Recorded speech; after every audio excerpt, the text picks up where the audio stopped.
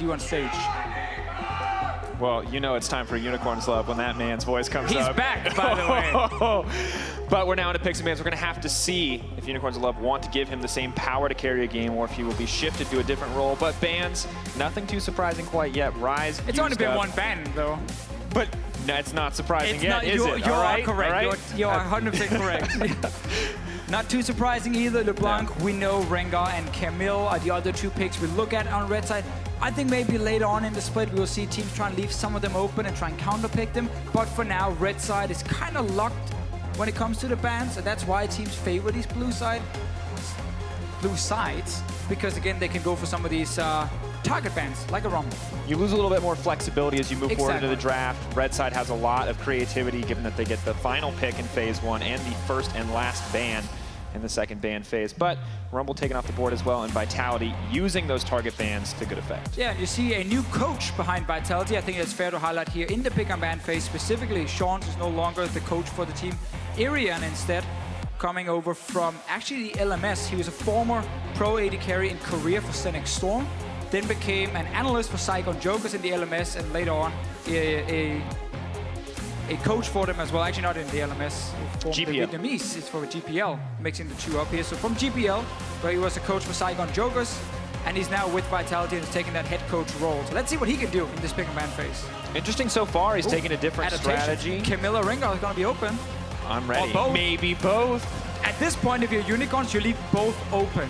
And you say, okay, Vitality, you get one, we get one, plus an additional pick in the first pick phase for red side. This is so interesting, too, because we very rarely, like Rumble and Shen have both seen a decent number of bans, but never in the first ban phase. They always come so much later. So Vitality are kind of playing with fire. They're the first team to risk leaving these things up. Yeah, they actually banned Camille, so they give away a free Rengar pick for Vitality. This clearly means they have something prepared against it. Otherwise, there's zero reason to do it just to ban a Syndra from Nuke Dog. Because normally you do not need to start banning out picks like Syndra in a game 1. You just very often play it safe, you know, just remove the OPs. Well, let's see what it is. If Rengar's locked in, let's talk about it. The reason Rengar is so strong right now, first off, you played against him, you know he does a ton of damage, but with that empowered roar, he can become CC immune. He can leap in, he can kill someone, he can get right back out. It is the most frustrating champion to play against. But speaking of frustrating champions to play against, Poppy coming right in.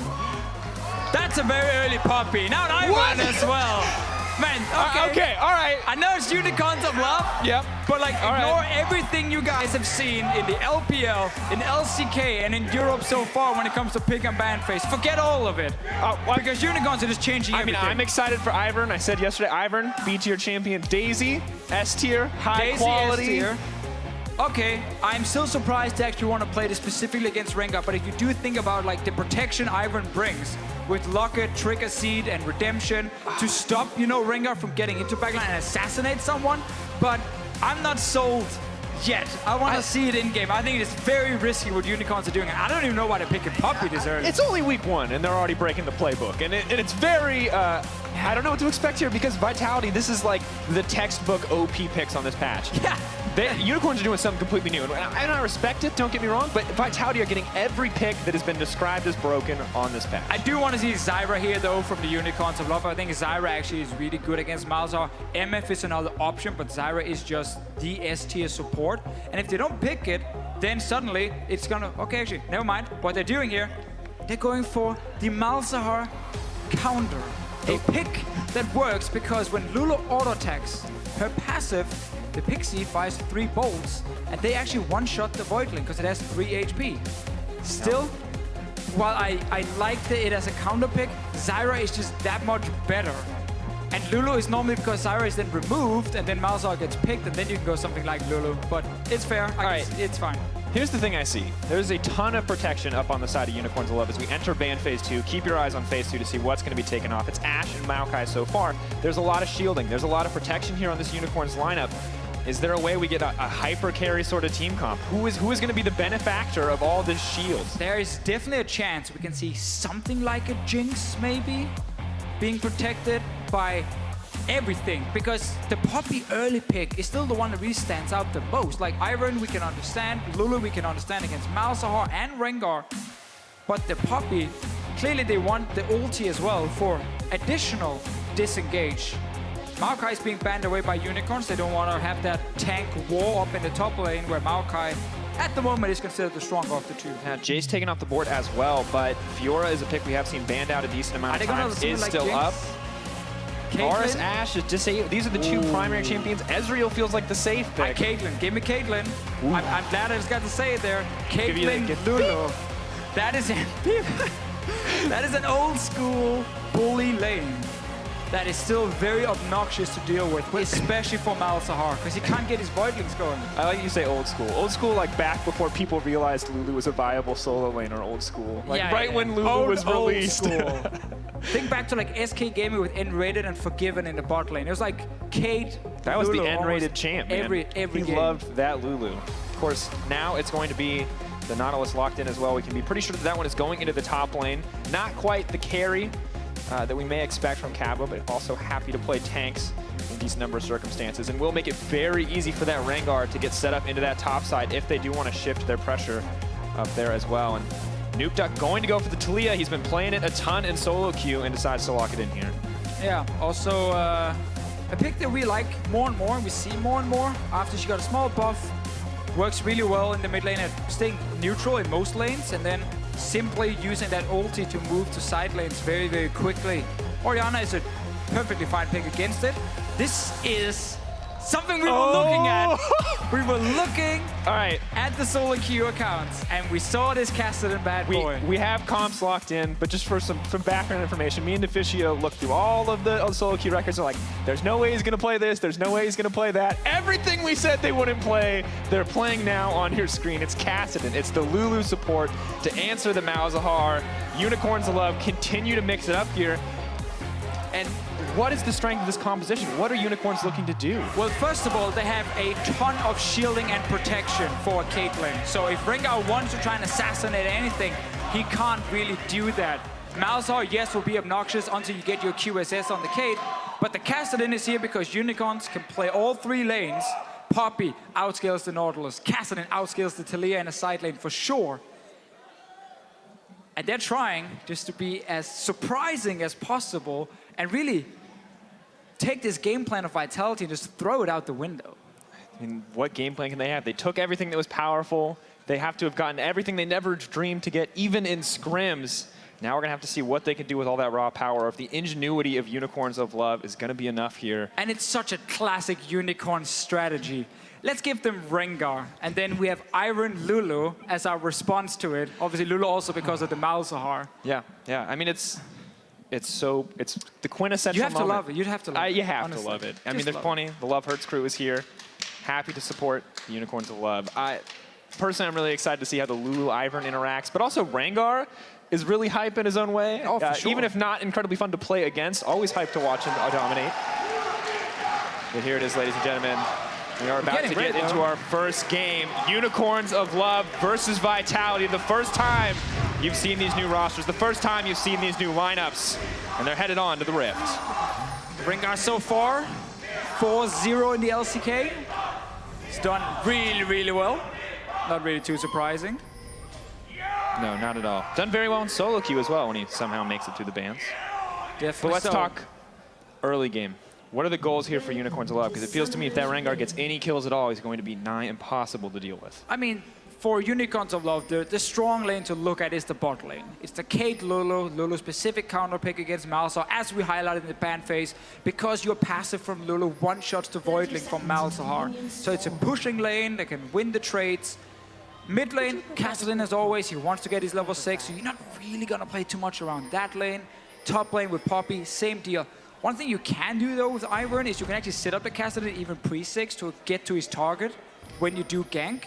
But it is very risky because Ivern's pre-level 6 skirmish is obviously not fantastic. You don't really offer a whole lot of damage. So I think Unicorns are gonna be happy playing aggressive on bottom side and then just wait for Exile to farm up and then put him in the side lane later to have this 1-3-1.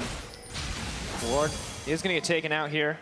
Vitality already making some moves on the bottom side. You saw Vision going down onto the jungle clear from Cersei. Not going to quite get it. Unfortunately, was not able to one-shot the Void Lane before it got to spawn a few more. Telesang doing his best to clear those out. We'll pick up a little bit of extra gold. And Hachani learning very quickly why the Lulu was picked into this matchup. I'm sure Hachani knows. He's obviously a very smart player who's been around for many, many years. Come over from LCK, where not only was he a player on KT, who made it all the way to the final here in 2016, also used to be a coach just before for Rebels Anarchy. So Hachani's definitely tried a lot of different things, and it's one of the things Vitality highlight about him, like his game knowledge is fantastic, his communication in game, and he had a very good summer split if we look back to 2016 as well. So not exactly a weak player we're dealing with here. Absolutely not. Of course, one of the first guys to really bring out the Taric into competitive play after the rework. Beautiful use of the ultimate time and time again. And officially, I want to talk a little bit about the mid lane match. Of course, Exile's going to wait for level 6. He wants to be that big split pushing threat. But what are we expecting from this Taliyah? Because we have not seen these two champions match up each other yet. No, I mean, Taliyah obviously will get the early shove because Kassadin doesn't really have a way to push it back, and very easy for Taliyah to push it in, and you want to see if you can deny some CS. But there is no kill pressure for Nukedog right now against Exile with Potion, Dark Shield to make the Potions even stronger. Exile is okay falling behind and just wants level 6, and then it can become difficult for Taliyah because Kassadin can just jump her, and as long as you maneuver instantly, like move to the side as soon as you jump her, it's very easy to dodge around the knockback as well from Nukedog. So Nukedog is in a good spot at the moment, but later on it becomes a lot harder. Making some aggressive trades here, trying to maintain control of the mid lane, and has a sizable CS advantage as well. But once again, not going to mean much unless he can keep that lead and continue to grow it.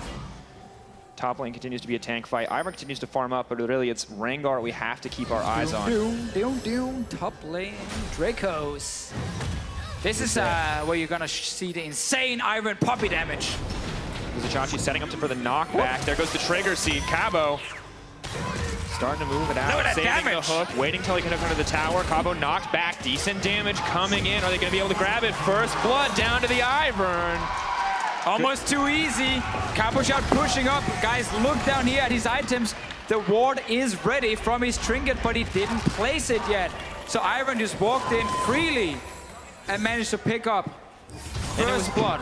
Just a slow and steady kill. It has to be frustrating to start off your top lane like that. Nautilus should still be able to push a decent amount, but has to be careful. Cabo is already back in the top lane. Unicorns love. Solid debut from their new jungler. Picking up the Dark Seal as well. Almost insult to injury. I actually like that a lot because I think you can go Soul Stealer later on Ivern, because most of the time you are not like sitting in the front line with the champion. It's obviously Daisy sitting in the front line for you. So you can actually stay pretty safe in most fights, and then you start stacking that extra AP from Soul Stealer. So I like that pickup, but man, Cabo shot. Basic mistake. Like you are way past level 3 and level 4 for junglers, and you haven't placed your ward. Obviously, you're gonna get ganked in and punished when you're pushing and pushing and pushing. Well, they have now responded to it. Vitality placing a ton of vision on the top side of the map, and it could be Exile who's caught out next. Joko looking for that opportunity in the mid lane to gank, but Vitality updating as they go. They are now putting vision on the top side. And there's going to be another opening now. We talked about Nukedog before, but let's see the action-packed gank. Puts in trigger seed. Look at the damage. He has the red buff though, that is the important thing. But honestly, this just comes down to overextended top laner with no vision. We've seen it in solo queue. We even see it in professional play. Yeah, this is one of the big strengths, of course, of Ivern, is he can clear relatively quickly with smite charges up. So you saw a level 4 Ivern against a level 3 Nautilus on the top side. Ivern has one of the fastest clears to level 4 if he just stays in his own jungle and doesn't actually go for any shenanigans and wants to be really annoying level 1, level 2. And if he just fully clears his own jungle and then ganks, it can surprise some people. But as we talked about with Nukedog before here, there's going to be that window where Exile is not feeling strong enough to go side lane, where Nukedog does have his ulti. And that's where Vitality can use him to push in mid and then send him to the bottom side or the top side, depending on where they want to try and set up a dive. But there is teleport for Unicorns of Love in the mid lane. Samic's taking a ton of damage. No Lulu there to kill the Voidlings. The captive audience not going to quite connect, or Deadly Flourish rather. Not going to connect, so no real concern there for death, but Samix definitely has to respect that Malzahar, because it's not just Nukeduck who has that power in the mid game, it's also the Malzahar, the point and click. We saw the power in the last series. Definitely something you have to be aware of here. Yeah, basically, I feel like Vitality just kind of on the clock here, because once we get QSS, once we get a farmed up Kassadin, Vitality going to run out of options when it comes to both play the map and also create picks against the Unicorns of Love composition. But there is this window before we get the item completed, before Exile is strong enough, where Vitality can try and use Rengar ulti combined with something like Malzahar ulti, and then get a kill, get a tower down, get a gold lead. Jhin, as you can see on your screen here, guys, wasn't the most successful pick for Steelback. That being said, he was on a team who lost a lot of games, and I actually think Steelback individually played really well last play. Exactly, and really the worst stat you can show if you want to highlight how good Steelback is his win ratio. Yeah. He was the best player on his team without a doubt, and he was very consistent in having an impact. But no matter how much impact you have, you can't always hard carry a game. So may have had the 2-9 win-loss ratio, but definitely put up some good numbers despite that in each of those matches. Yeah, it was very interesting with his stats from last split. He had like one of the highest kill shares of any player in the UOL. His numbers were actually good, like he died very, very little because he just tried to stay as safe as possible in fights, but he still dealt a very large portion of the damage from Rocket. So he tried his hardest, didn't work, and now he's on a different team, and Joko is top lane. Chachi in trouble. Joko looking for the gank. Cannot jump in, though. Poppy denying the entry, sends him right back home with the hammer. The early rotation, Poppy, working here for Visit Chachi. I feel like they just actually picked it so early because they wanted to see more picks from Vitality. They could counter. Well, like additionally, it interacts pretty well with the Rengar, stops the leap in, stops a lot of the aggressive options coming in here. And a lot of what they have on the Unicorn side with Ivern, Lulu, Poppy is a lot of disengage. Kassadin is the target, or the player really sitting in that backline trying to assassinate people. But it's gonna be hard to kill Samax as well. Like, this man is being set up to carry in this game. And it's interesting, Unicorns love putting so much pressure on their new players. New jungler, you give them Ivern, something unconventional, something different. You got a new AD carry, you give them Caitlyn and say, we'll give you the reins. We'll get you to 35 minutes, you just got to bring us the game. We'll give you the protection. It's on you now to just sit there, auto-tag as much as possible. We're waiting for Chani level 6. I think that's kind of the go bottom for Vitality at the moment. The first gank from Joko failed, but his ult is going to be back up by the time Hachani hits 6. Problem is, again, the double teleport. Notice how Exile has not used TP back to lane after the very first one, because he knows he needs to save it for when Nuke Dog is roaming. And that's obviously very smart, because it makes it harder for Vitality to create a dive. It's very risky then. And it just buys time for Unicorns of Love to scale, as we talked about. Get to your QSS, get to this point where Kassadin can carry. And then Vitality will struggle. You said we were waiting for Hachani level 6, and we were also waiting for Nuke Duck in the mid game to use that Weaver's Wall, to use the roam potential that Taliyah brings to the table to find an advantage here. Nuke Duck's level 8. He's got some items under his belt, got that also crucial last chapter, but hasn't roamed quite yet. What is the breakpoint here? When can he afford to leave this lane? Well, again, Hachani level 6, so you can actually almost guarantee a kill, and it might have to be on Lulu, just so you prevent her from not only using Pixie, or Whimsy, sorry, onto the Malzahar, but also obviously using it to pop all the shields and protection onto Samax if he's the target. But if you have Nuke Dog there instantly, it's obviously a faster reaction than TPing in, because it's much longer challenge time for TP. You can burst down a target. Chani has hit 6 now. Joko has ulti and instantly Vitality. Playing around bottom side, setting up a lot of vision, trying to create that path Nuke Dog can roam as well, down the river with a lot of control wards. Yeah, they might know about 2 in the bush, but they do not know about Hachani. I think, sadly, though, for Vitality, the fact that Hachani hasn't returned to lane is something Unicorns have already communicated and saying there's a high chance he's here. Flashes up. They may check the brush. That's a lot of damage, but he's just going to pull back. Joko immune to CC and backing off. And that's where you see the good communication. Hylissang was with the team. They send in Ivern first. He pops his shield. They're saying, okay, you can't kill this guy. Like, we know there's a chance you're here. We're just going to check. And Unicorns make sure Vitality can't really do anything with the roam. Yep. That sound, by the way.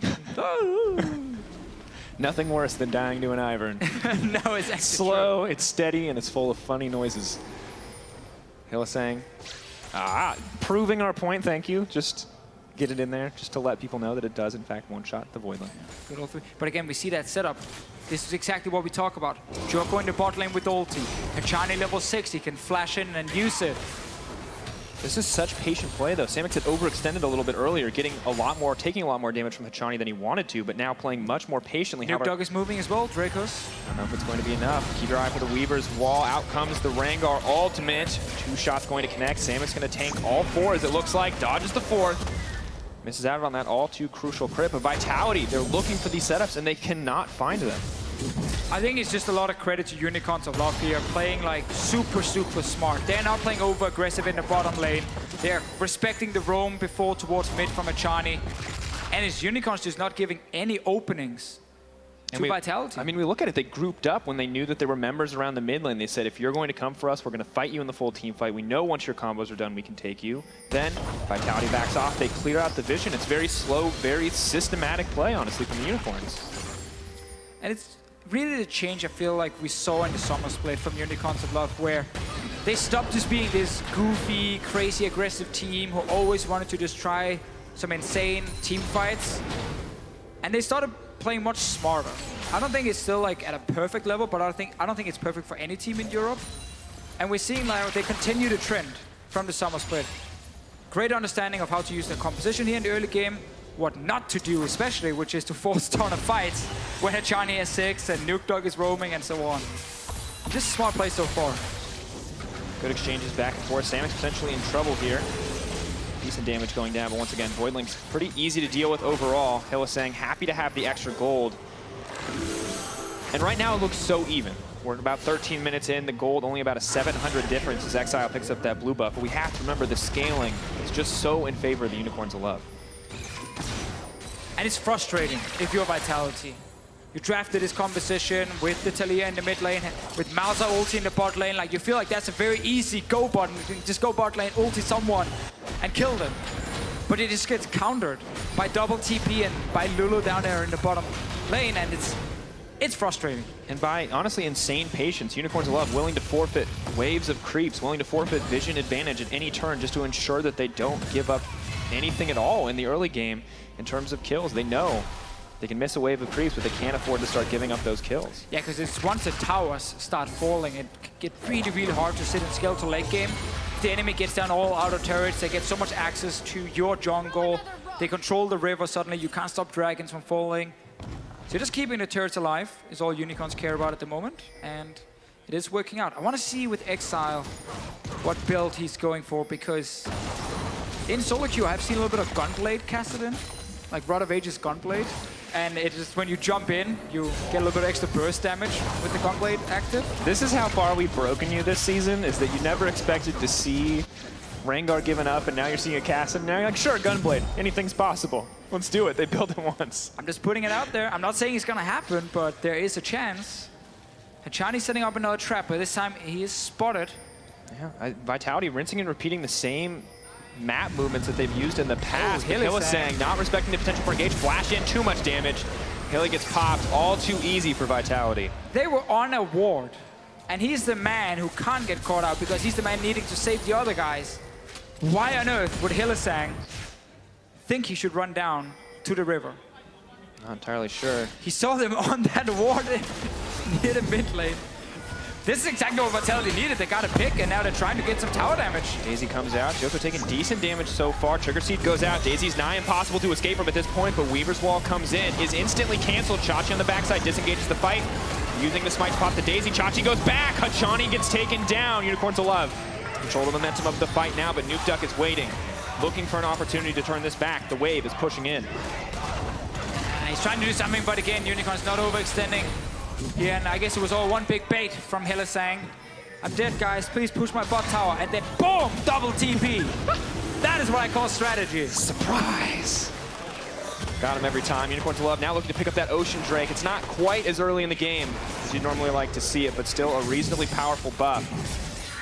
Gold remains still close to even. The Ocean Drake will be the only really big boon for the side of the Unicorns of Love. Dracos, let me ask you. Yes. Are you tired of the Drakes now? Because I feel like it's not as spicy as it once was. It's not as spicy. Yeah, it's not really worth talking too much about the specific Drakes either, which is a bit of a shame because there's actually a lot of stuff to talk about with them. But this was the big bait here from Hylissang that led into a double TP combo from the Unicorns of Love.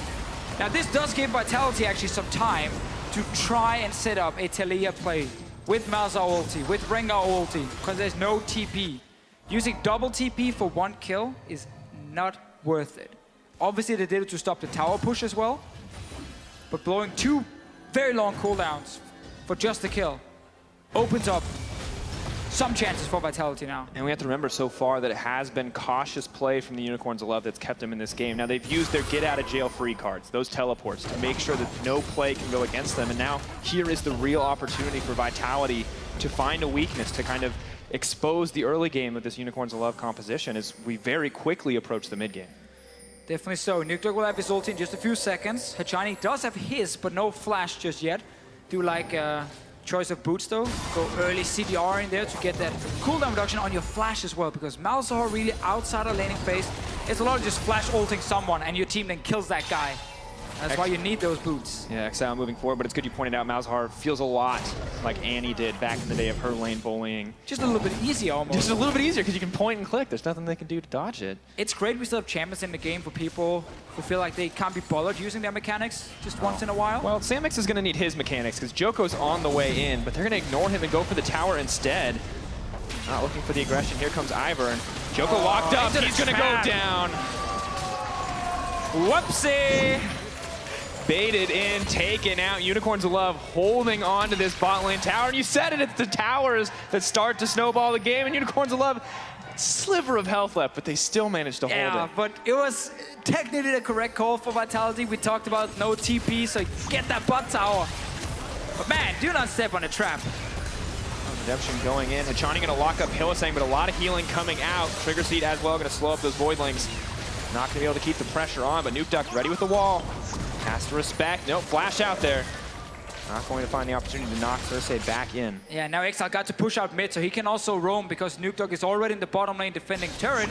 Unicorns of Love, suddenly the team that was supposed to lose some of these early towers because of that massive misplay from Joko. Give them first tower as well. They're getting everything. And so quick to punish. Vitality feel lost here. They came down to the bottom lane, but they have no cooldowns to start a fight, no tools with which to catch the Unicorns of Love off guard. And we're going to take our, once every 3 minutes view at the top lane, just to see that they're still not killing each other. Top lane tanks against each other is the trap for every observer. Because they see action, they feel like, oh, we got to show the action. But it's actually never really action, is it? Just two guys standing up there, kind of slapping each other in the face a little bit. And it always distracts us as casters. Because we think something is going on, we stop saying our point, and we go like, oh, okay, never mind. It's just tanks, I think we've learned slowly but surely. But definitely I remember my first few casts, I was like, top lane, Nautilus! Oh, yeah, it's Nautilus. Sorry, we're good. We're good. And it's a shame when you just have that perfect point that's like gonna impress everyone, and then you miss it just because. Oh yeah, sure. Of the top lane tanks. I'm sorry, we interrupted your perfect point. I'm just saying, man. That's why I haven't dropped any at all, because I get interrupted. Interrupted now by Exile. Picking up the donated blue buff, one of the mini perks of the Ivern kit. All of them sort of odd and not quite easy to understand. But Hachani now moving forward. Silence goes in. Joko does not, however, as Chachi is just free to back off. Vitality still making moves to get aggressive. Now looking to control the top side as Steelbacks has made his presence known. And I think that's something we really have to highlight with this early pick Poppy, because Unicorns knew Rengar was going to be first pick. It's another way of also stopping Joko from reaching the backline. Not only can you knock him away with your ulti, your W obviously stops his engage, his jump in. Same for Nautilus hook, stops that one as well. So Chachi can just sit, near his AD carry, and no one can actually jump that AD carry.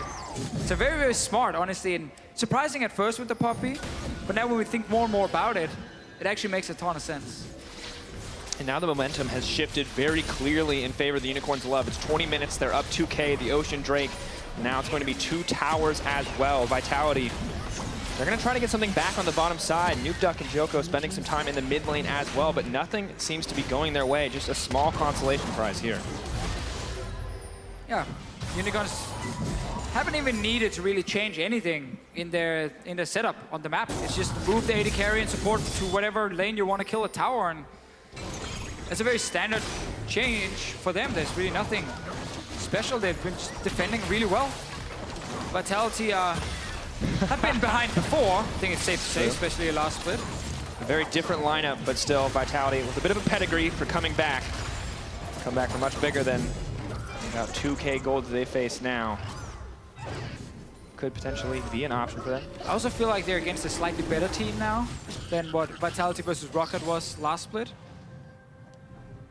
Unicorns of Love looking strong. One of the teams a lot of people predicted to be a contender for, should we say, top 3, top 4 for sure. Like at least to get into playoffs. That's a guarantee.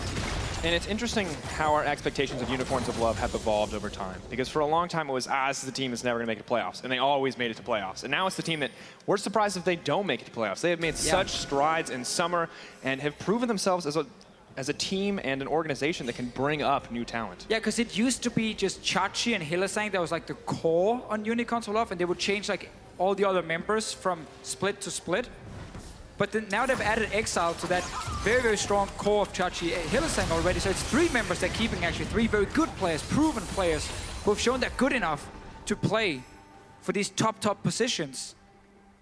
So I like the fact they can actually just slot in upgrades from here on out. Samox, obviously we can't call him a straight upgrade over Veritas, but Veritas was not a key member on Unicorns. And it's definitely been a jungle upgrade for sure. Oh, Samox caught out, locked up. There's a lot of damage going down, but the Lulu's keeping him alive. He's gonna live, he flashes out. Samox, unkillable as they pick up the Rengar. Vitality walk away empty-handed. They're losing members left and right, and this is absolute disaster. Romain in the back cheering for the team. You can see a double kill for the Kassadin, and they come away with everything they want. Yeah, I know we don't like to say a game is over before the Nexus is actually dead, but with the composition Unicorns have drafted, with how well they played defensively in the start, then this game should be over already. Each and every cooldown burned to kill Samox, burned to kill the new blood on the team, and it failed. He makes it out. The supports of the team come together to keep him alive, and there's nothing left when you blow those ults. We have Trigger Seed from Iron, we have Locket from Iron, we have Shield from Lulu, Ulti from Lulu, everything on Samox here, and there's nothing Vitality can do here. They just cannot one-shot anyone on this Unicorns lineup, and then it will always lose the follow-up. Exile able to chase on the Kassadin. Rest of the team desperately trying to join, but he doesn't even need them. And we look at the follow-up, it's Poppy damage, it's Kassadin damage. These champions who are so difficult to escape, so when Vitality commit like that, there's no hope of them getting out. It's kill or be killed. And my God, Exile. I mean, that is a ton of damage already at this stage in the game. It's such a smart pick and ban phase from Unicorns of Love. It's specifically designed to counter the Rengar first pick. And later on even also the Malzahar, which was just even better for Unicorns when they saw that pick come in with the Lulus here. So just have to say, really, really fun draft to watch. Well planned. And it certainly means now next time Vitality plays Unicorns of Love on blue side and Rengar is open, if you haven't banned away some of the picks that Unicorns are using to deny what you're trying to do, then it might be difficult suddenly picking it. May have to use those bans on the Lulu, may have to use those bans on the Poppy next time around if they want to keep this going, but Rengar, Joko stepping a little bit too far forward as Chachi's going to take some of those shields to block the damage and take down the tower. Yeah, I think a change we can see if Vitality wants to do the same is just don't pick the Malzahar with the Rengar. You're putting too much into that single target pick potential. Just take the Zyra instead, you know.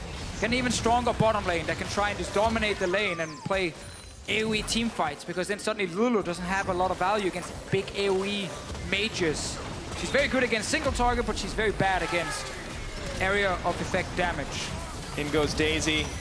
Chachi there as well, breaking down the turrets slowly but surely. Exile over the wall. Joko in trouble, but Hachani's going to lock him down. Decent amount of damage coming in. Redemption going to heal up the side of Unicorns of Love, and the inhibitor is left open and exposed. But Rengar, he's looking for an opportunity. He's looking for a way in. Exile locked up. The silence comes out. Kassadin's in trouble. Unicorns of Love still holding firm, still backing off. Joko still has a little bit of time. Dodges the trap. Out comes the curtain call. But who is it going to connect with? Rengar can find a way in.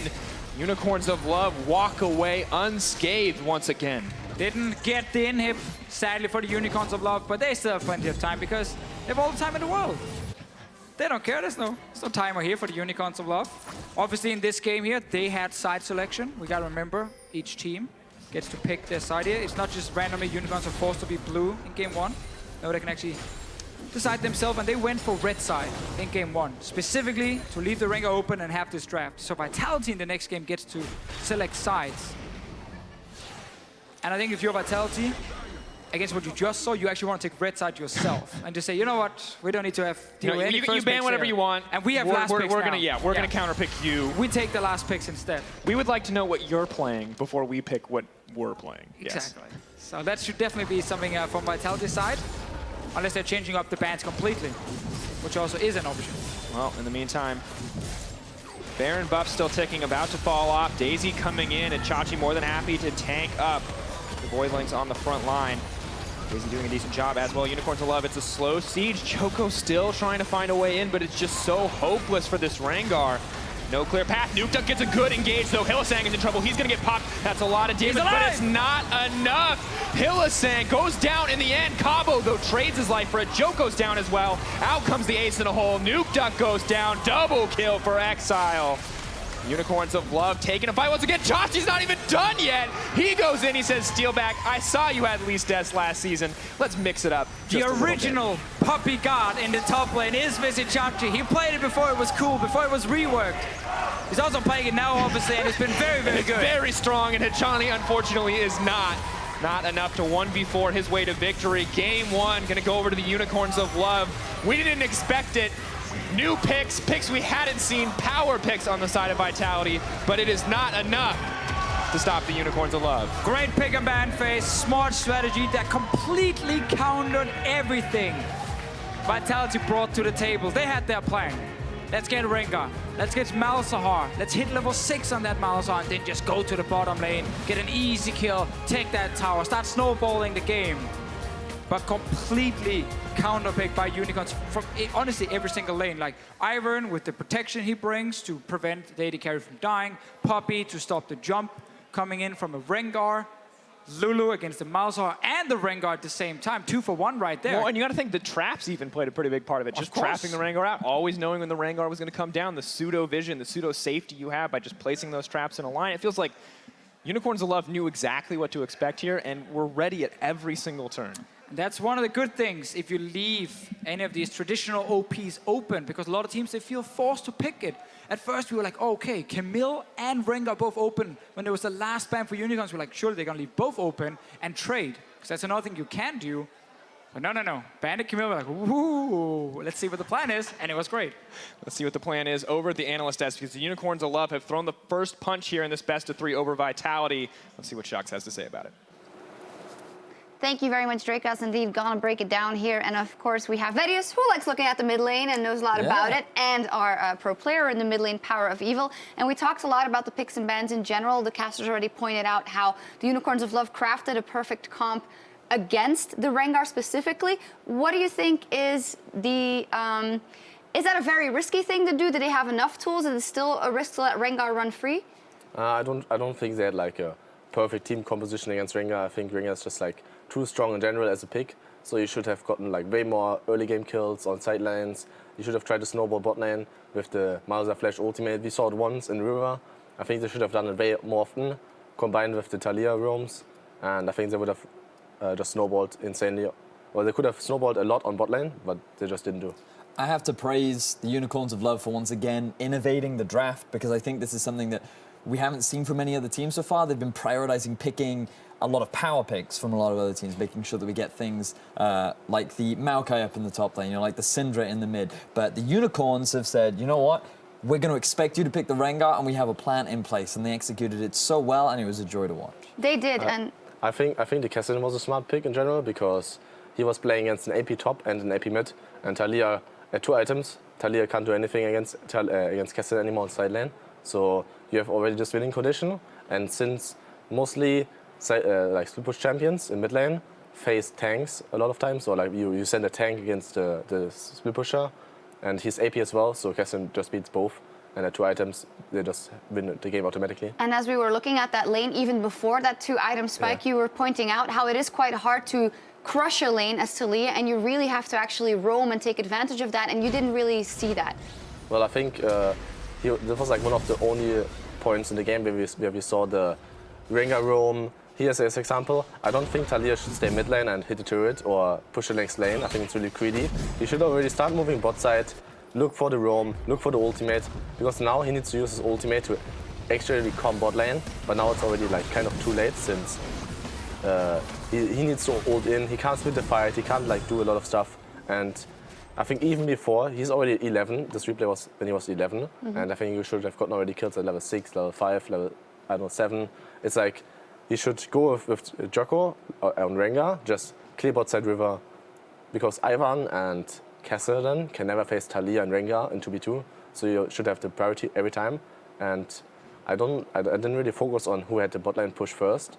but I guess it's kind of equalized since they should have the mid lane priority, and then they can always just dive bot lane. Ult, get the turret, if they stay, go for kills.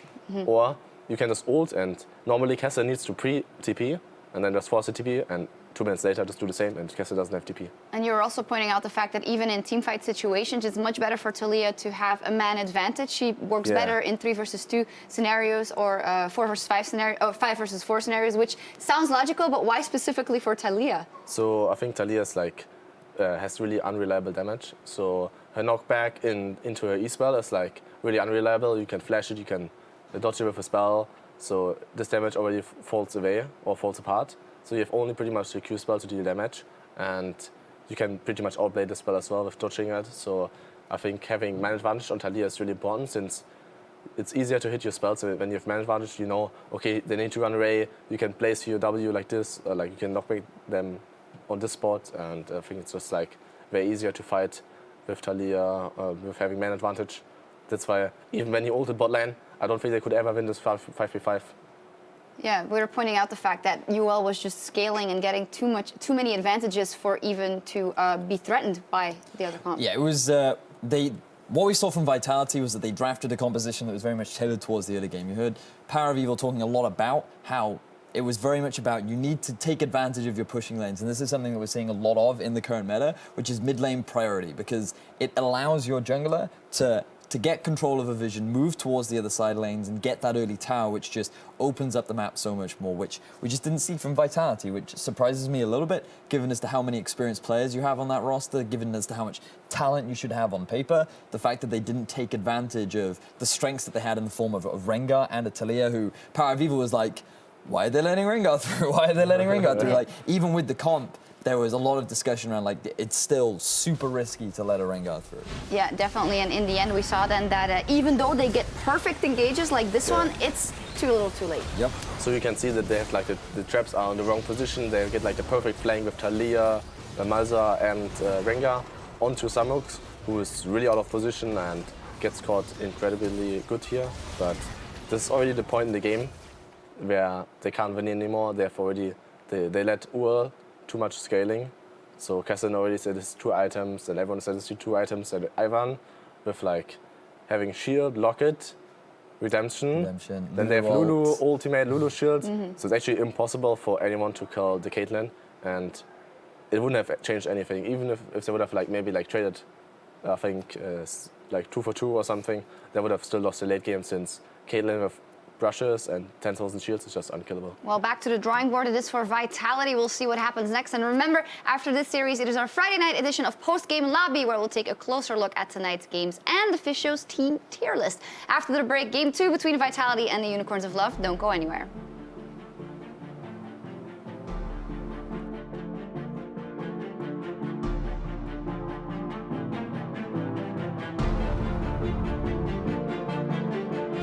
Wall comes in, is instantly canceled. Chachi on the backside disengages the fight. You think this might spot the Daisy? Chachi goes back. Hachani gets taken down. Vitality walk away empty-handed. They're losing members left and right, and this is absolute disaster. Romain in the back cheering for the team. Though Hylissang is in trouble. He's going to get popped. That's a lot of damage. That's not enough.